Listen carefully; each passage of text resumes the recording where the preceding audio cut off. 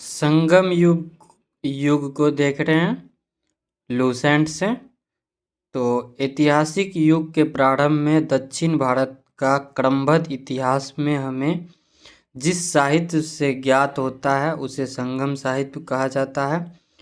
संगम जो है शब्द का अर्थ होता है परिषद अथवा खरोष्टी होता है, जिनमें तमिल कवि एवं विद्वान एकत्र होते थे। प्रत्येक कवि अथवा लेखक अपनी रचनाओं को संगम के समक्ष प्रस्तुत करता था तथा उसकी स्वीकृति प्राप्त हो जाने के बाद ही किसी भी रचना का प्रकाशन संभव होता था। ठीक ना। परंपरा के अनुसार अति प्राचीन समय में पांड राजाओं के संरक्षण में कुल 3 संगम आयोजित किए। ठीक ना। इनमें संकलित साहित्य को ही हम संगम साहित्य का संज्ञा प्रदान किया गया। ठीक ना। संगम साहित्य का संग्रह लगभग 300 ईस्वी पूर्व में से लेके 300 ईस्वी पूर्व से 300 ईस्वी तक यानी कि 600 साल तक तमिलों द्वारा विविध सामाजिक पृष्ठभूमि में किया गया था। उपलब्ध संगम साहित्य का विभाजन 3 भागों में किया जाता है। एक को कहा जाता है पत्थु पातु, एक को दूसरा है इथु थोके और थर्ड है पादिनेन किलकन्नकु। ठीक। उसके बाद है तिरुवल्लुवर कृत। तिरुकुरल तमिल साहित्य का एक आधारभूत ग्रंथ बताया जाता है। इसमें 1330 दोहे के माध्यम से जीवन 3 मुख्य पहलुओं कर्तव्य, धन और धर्म और संस्कृति से ऊपर उठकर सभी के लिए सार्वभौमिक नैतिकता और मानव मूल्यों का संदेश देता है। तिरुकुरल को तमिल भूमि का बाइबिल और 5वां वेद भी कहा गया है। तमिल किंवदंतियों के अनुसार प्राचीन दक्षिण भारत में 3 संगमों का आयोजन किया गया था, जिसे मुंचगम कहा जाता था। 3 संगम ये थे। प्रमुख संगम को प्रथम संगम कहा गया और मध्यम संगम को दूसरा संगम कहा गया और अंतिम संगम को तीसरा संगम कहा गया। इतिहासकार तीसरे संगम काल को ही जो है संगम काल मानते हैं और पहले 2 संगम को जो है पौराणिक मानते हैं। ठीक। अब देखते हैं तीनों संगम कब कब हुआ, कहाँ हुआ। प्रथम संगम जो है 4440 ईस्वी पूर्व में मदुरा में हुआ था, समुद्र में जो विलीन हो गया और इसका अध्यक्ष अगस्त्य था। और दूसरा संगम 3700 ईस्वी पूर्व में जो है कपाटपुरम में हुआ, यह भी समुद्र में विलीन हो गया, इसका अध्यक्ष अगस्त्य था। और तीसरा संगम 1850 ईस्वी पूर्व में मथुरा में हुआ था और इसका अध्यक्ष नक्कियर थे। कवियों और विद्वानों की परिषद के लिए संगम नाम का प्रयोग सर्वप्रथम 7वीं सदी के प्रारंभ में शैव संत नायनार तिरुनावुकरसु ने किया था। संगम काल के बारे में विवरण जो है देने वाले अन्य स्रोत कौन कौन से हैं। अशोक के अभिलेख में चोल, पांड और चेर के बारे में बताया गया है। मेगास्थीन, स्ट्रेबो, प्लिनी और टॉलेमी जैसे यूनानी लेखकों ने पश्चिम एवं दक्षिण भारत के बीच वाणिज्यिक व्यापार संपर्कों के बारे में उल्लेख किया जाता है। कलिंग के खारवेल के हाथी गुफा शिलालेख में तमिल राज्यों का उल्लेख मिलता है। 8वीं सदी ईस्वी में इरेयानार अगपोरुल के भाष्य की भूमिका में जो है तीनों संगमों का जो है वर्णन किया गया है। इलांगो कृत शिल्पाधिकारम पायलों का गीत एक उत्कृष्ट रचना है जो तमिल जनता में राष्ट्रीय काव्य के रूप में मानी जाती है। इसमें 30 सर्ग है जिसमें 3 खंडों में लिपिबद्ध किया गया है। यह बौद्ध रुझान वाला महाकाव्य है। इसमें कावेरी पट्टनम के कोवलन, उसकी पत्नी कन्नकी और नर्तकी माधवी का प्रेम कहानी है। अब नेक्स्ट पॉइंट है, मदुरा के बौद्ध धर्मावलंबी व्यापारी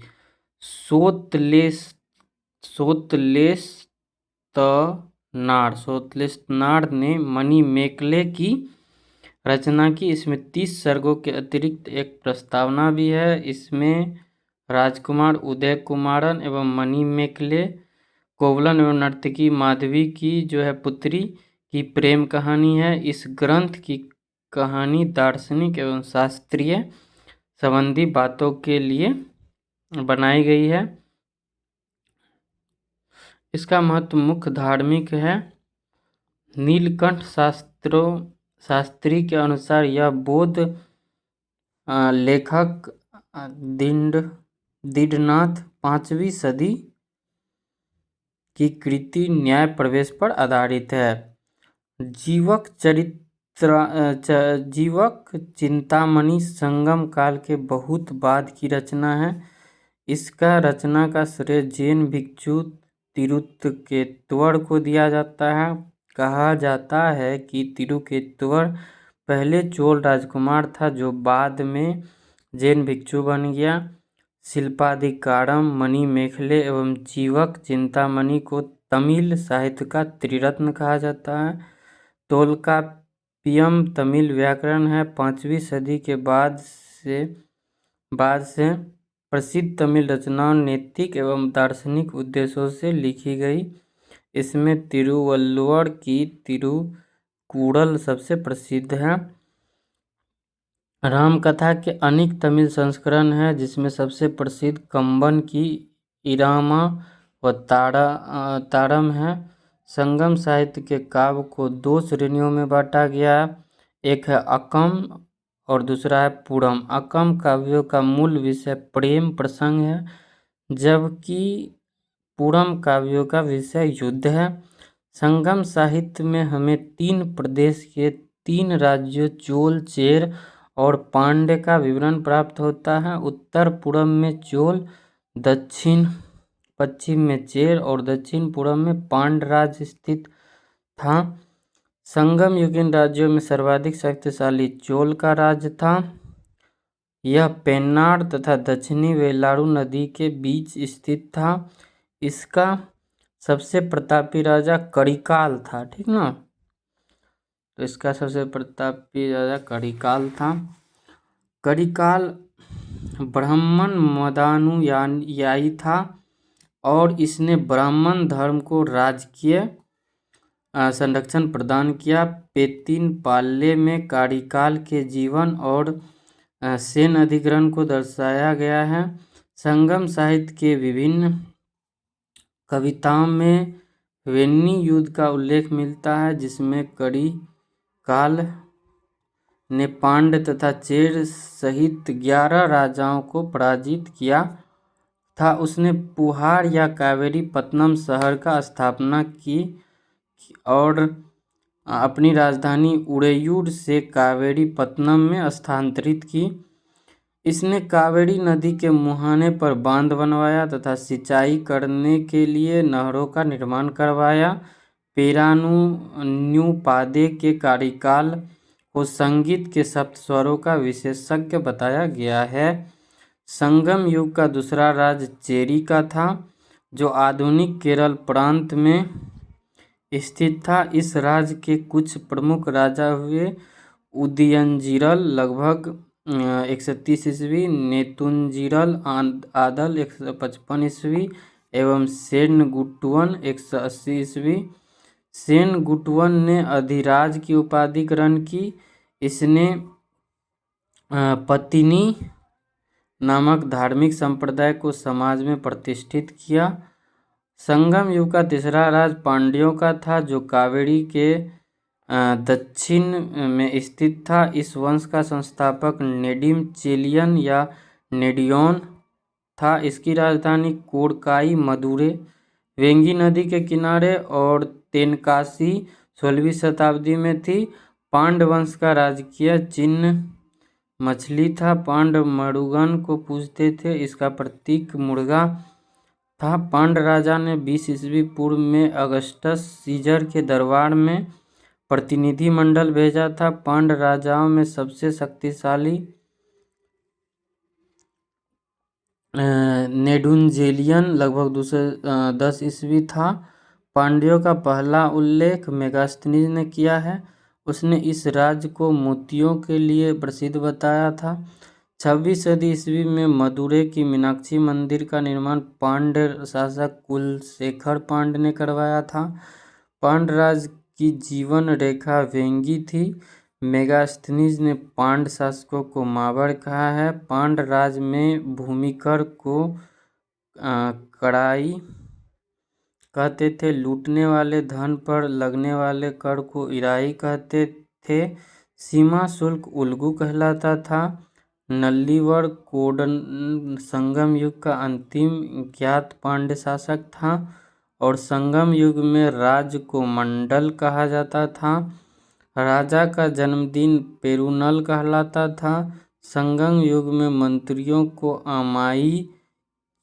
अमायछान या अमायचार कहा जाता था। राजधानी में एक राज्यसभा होती थी जिसे नालवे कहा जाता था। यह राजा के साथ न्याय का कार्य करता था। राजा देश का प्रधान न्यायाधीश तथा सभी प्रकार के मामलों की सुनवाई की अंतिम अदालत होता था। राजा के न्यायालय को मनरम कहा जाता था।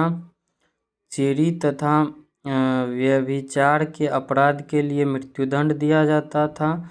झूठी गवाही देने पर जीव काट ली जाती थी और भूमिकर नगर तथा अनाज दोनों रूपों में अदा किया जाता था। संभवतः यह उपज का छठा भाग होता था, किंतु कभी कभी इसमें बढ़ाया भी जाता था। व्यापारियों से सीमा शुल्क एवं चेंगी वसूल की जाती थी। सेना के सेनापति को एनाडी की उपाधि दी जाती थी।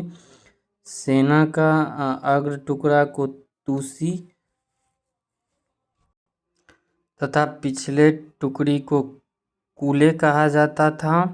सेना में वेल्लाल घनी कृषक भर्ती किए जाते थे और सेना जो है चतुरंगिनी होती थी जिसमें अश्व, गज, रथ और पैदल सिपाही सम्मिलित थे। नगाड़ा और शंख बजाकर सैनिकों को बुलाया जाता था।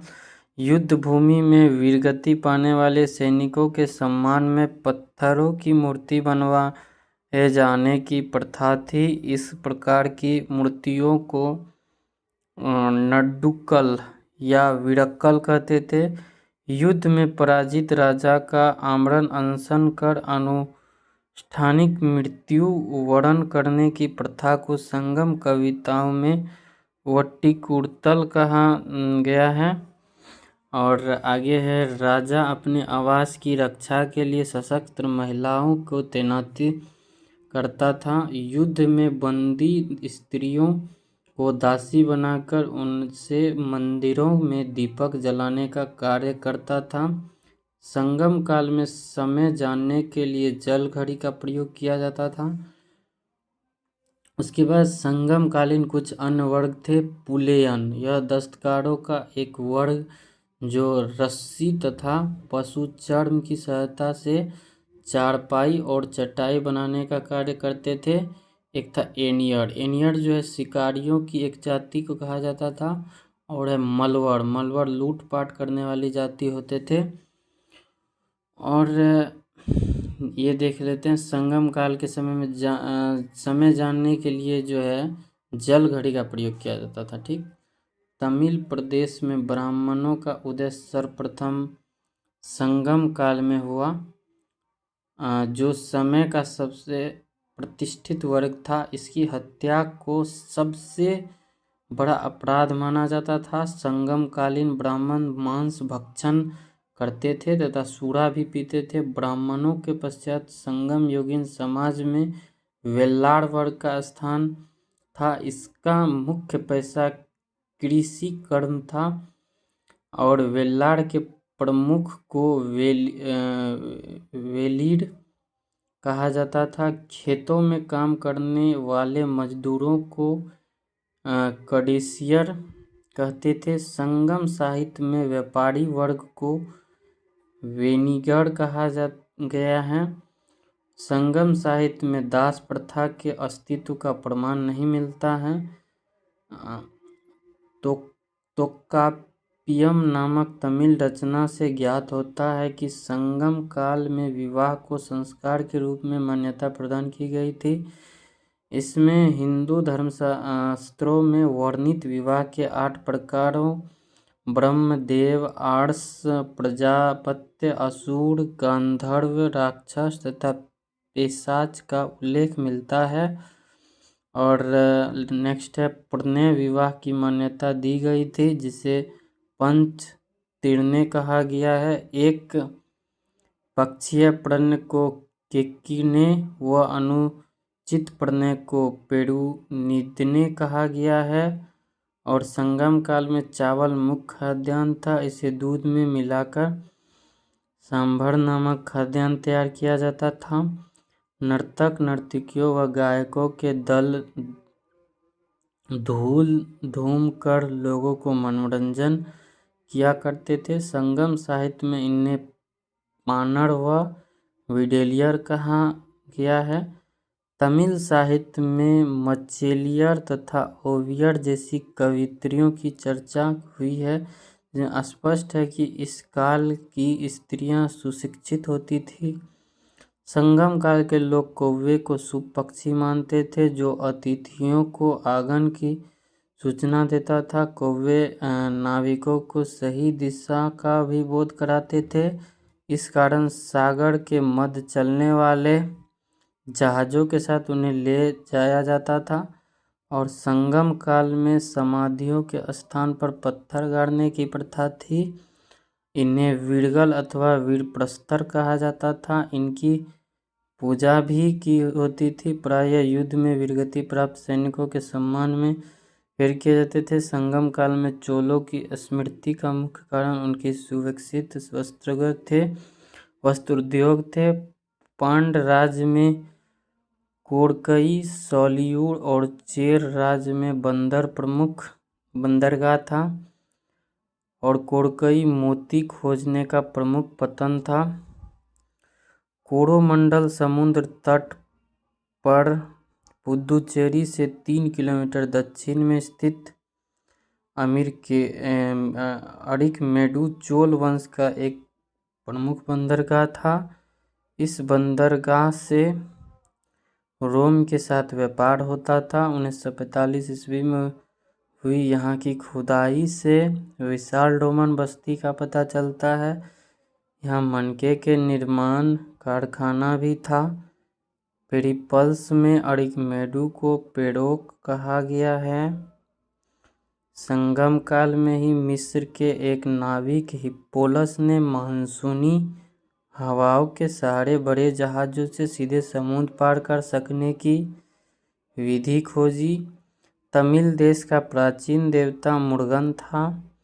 कालांतर में उसका नाम सुब्रह्मण्यम हो गया और स्कंद कार्तिकेय के साथ उसका तादात्म्य स्थापित कर दिया गया। हिंदू धर्म में स्कंद कार्तिकेय